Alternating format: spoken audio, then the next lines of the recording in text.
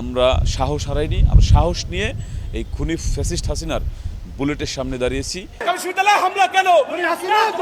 সাধারণ জনগণের উপর সেদিন গুলি চালিয়েছিল, টিয়ার শেল নিক্ষেপ করেছিল, বাট আমরা সেখানে প্রতিরোধ গড়ে তোলার চেষ্টা করেছি।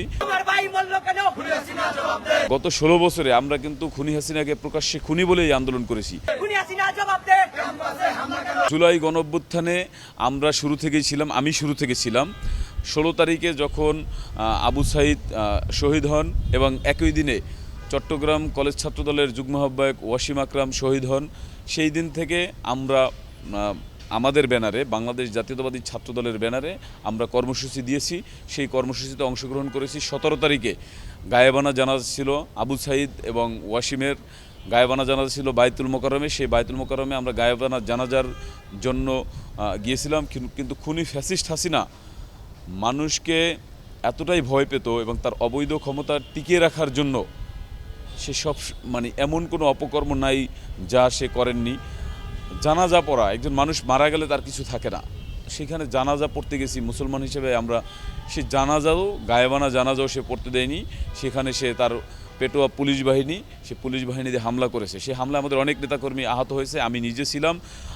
সেখান থেকে বাইতুল মোকাররমের উল্টো পাশের যে আজাদ প্রোডাক্টসের গলি আছে, সেই গলিতে আমি নেতাকর্মীদেরকে নিয়ে অবস্থান করেছি এবং প্রতিরোধ গড়ে তোলার চেষ্টা করেছি। তখন সেখানে পুলিশের একজন অফিসার, যে ফ্যাসিস্ট হাসিনার যে নিষিদ্ধ সংগঠন ছাত্রলীগ, সেই নিষিদ্ধ ছাত্রলীগের সাধারণ সম্পাদক গোলাম রাব্বানী, সেই গোলাম রাব্বানীর ভাই রুহানি সেদিন সেখানে আমাদের বিরুদ্ধে, তার সাধারণ জনগণের উপর সেদিন গুলি চালিয়েছিল, টিয়ার শেল নিক্ষেপ করেছিল, বাট আমরা সেখানে প্রতিরোধ গড়ে তোলার চেষ্টা করেছি নেতাকর্মীদেরকে সাথে নিয়ে। আমি সেখানে প্রতিরোধ গড়ে তুলেছি।